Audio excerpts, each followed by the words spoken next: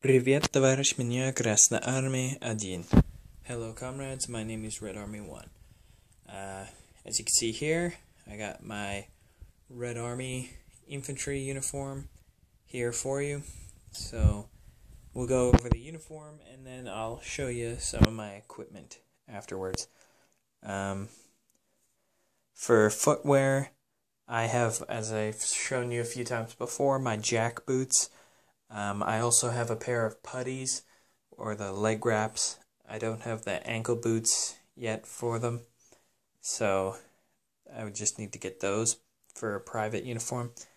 This is kind of a mix mash of a private and a lieutenant, because you can see down here I have the stripe on my pants, and I'll talk about these first, I guess. So,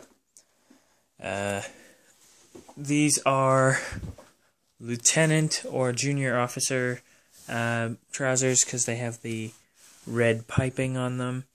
These ones are not correct. These ones are, I think something like, I think they're the modern version, or they're either the modern version or they're like 1990s, I think. Yeah, I can't find the label, but I know they are not proper World War II. But they have the standard button fly, and they have the loops all around for your, there's a very thin, like, fabric or leather belt that you put through this for your waist, and it's to keep your pants up. And then on the back here, same, just almost the same as the M40 German trousers, because they have the one pocket on the back. It doesn't have a button, which is, I found odd. It's just a flap, and it's a pretty decent sized pocket. So that's the trousers. Onto the M43 Gymnastrika. It's got some dirt and stuff on it from my being packed away, so yeah.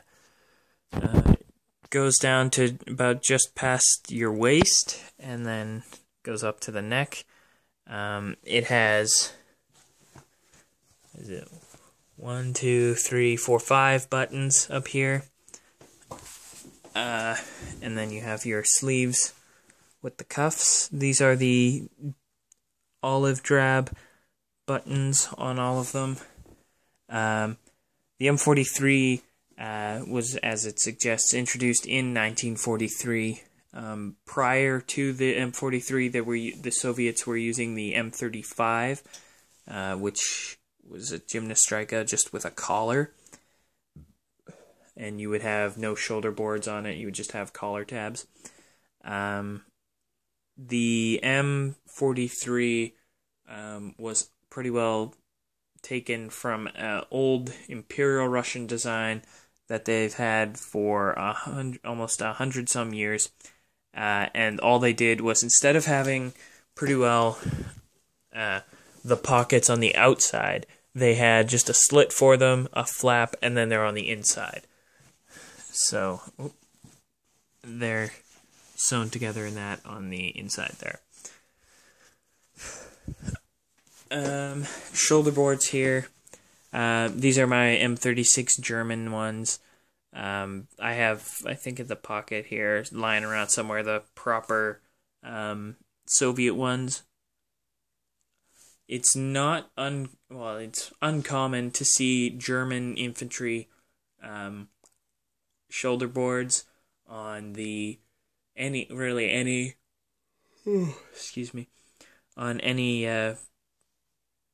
Soviet uniform, be you an officer, junior officer, or enlisted man, or whatever. But by 1943, you can see images in that of Soviet-style shoulder boards, but on the inside, on the bottom here in that, the material is Zeltbahn, splinter, and dot camouflage and things like that to keep their shoulder boards in place and whatnot. So that's the Gymnastrika. And then you would have a belt around the middle to girt it, around the middle and keep it tight and give you that sort of cut shape. And then I've gone over this before in the video or two ago, and it's just the Pilotka for enlisted man. So this is pretty well the equipment.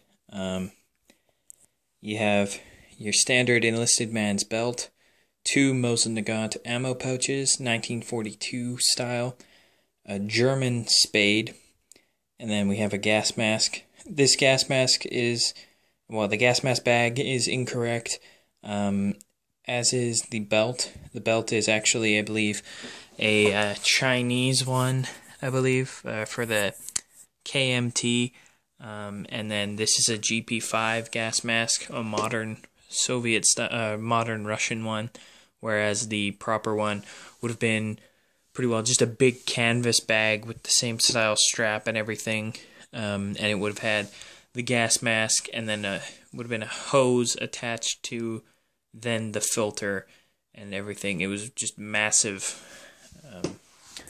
So I guess we'll start right to left. So,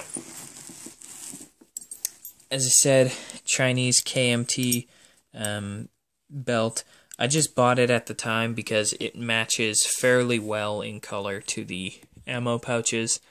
In the camera here, the belt looks to be a darker color than the ammo pouches, but in reality, they're kind of the same color, so it works. And if you see a belt listed like this, where it says Soviet or World War II Russian enlisted man's belt or anything, always be sure to remember these two things. Number one, if it's anything but a sort of silver or plain metal type buckle, it is not a Soviet style one, because you can tell here this one's like a brass or something. I didn't know that at the time, I just got it. Secondly, it'll have the Soviet one will have 2 of these loops, one sewn in to the actual belt here, and then the second one, which actually slides around in that to hold in the, I guess, the flop side of that. And then this one is the Chinese one, because I think it's right there. You can see the writing on it. No clue what it says. I haven't translated any of it yet. On the other side here, you can see it's got the 2 belt loops for it. And then up here, this is actually, there's supposed to be a metal ring up here for Y straps. I haven't got around to making the ring for it yet at all. But yeah. And then we have a stud on this side and on the other side, and to open it, it's pretty simple. You just pull both of them off and they fold outward that way, and then you can put three clips in here, or 3 to 4 clips in each section, or you can just put loose rounds in. I believe you could fit something like, I believe it's 30 rounds. If you do clips, it's 30 rounds each in here. So 15 in here, 15 in here, 15 and 15, giving you a total of 60. If you do loose rounds, I believe you can get something like 40 some loose rounds in them. So you'd have a total of like 80 rounds or so in those. So that's the belt and the ammo pouches. As I said, spade. German World War II spade. This is not incorrect. A lot of reenacting groups and collectors out there will tell you find a proper World War II Soviet spade. But by 1943, the war had clearly turned on the Eastern Front. Germans were retreating with pace, abandoning positions, leaving a lot of equipment behind, and the Russians just were advancing and things like that and taking this equipment. So you can see, that's why you can see in a lot of images Russians, like Soviets in their uniforms, in their gymnastrikas and that, but you'll notice some of them, they'll have either the double claw officer belt from dead German officers, or they'll have actual German enlisted man belts and ammo pouches and things like that. So it's not completely out of the picture to have a World War II German spade. Because I've seen, there's an images I've seen of World War II Soviets, and they were, I think, in Poland or so, or somewhere like that, very close to Berlin, and they had clear, like, just by looking at it, clear German spades, and yeah. If you could get yourself one of these and spare yourself the trouble of trying to be 100% accurate, I would recommend it. The Soviet spades are cheaper, but they're usually, like rusted and things like that, or just really old and ugly looking. So that's why I didn't get one. I got World War II German one. You can get also Hungarian, Bulgarian, Polish, and other countries, other Eastern European countries' spades, because they do look a lot like the Soviet-style spades. So you can look into that.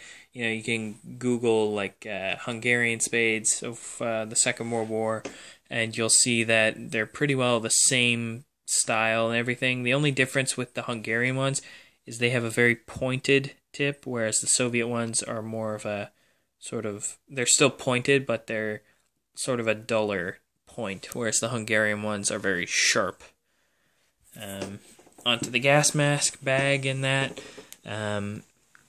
This is a GP5, as I said. Has the, it's made of this part's made of like a some type of like maybe thin wool or something like that fabric. It has the adjustable strap up top there, and then the actual bag itself. In here, I don't really have anything in here. I have just my medals from my World War II German stuff in there. This is the string that you can tie around your waist to stabilize it, and then it's fastened by 2 buttons up top. I was confused at first as to how this all went into place, because I thought it would be just one fold-over strap or something. And then we open it up. Oh, and then all I've got in there, I think, is my M36 German cap. Yeah, so just my M36 German cap in there. And that's everything. For ROA uniforms, they use their Soviet gas mask bags primarily as their bread bags. You can see some images where they do have the German standard equipment, but I got this just because for my ROA uniform and that, I was going to use it as a bread bag, but I got to get the proper, or at least a good reproduction, Soviet World War II gas mask bag. So that's everything. Gas mask gas mask bag, spade, as I said, and ammo pouches and belt. So, if you're collecting Soviet World War II stuff, specifically that of 1943, just be very careful. Look into the stuff that you're getting. Spend a lot of time, or as much time as you can, carefully searching images and things like that, and referencing things. And I think I'll call this the end of the video. So, until next time, Red Army 1, signing off.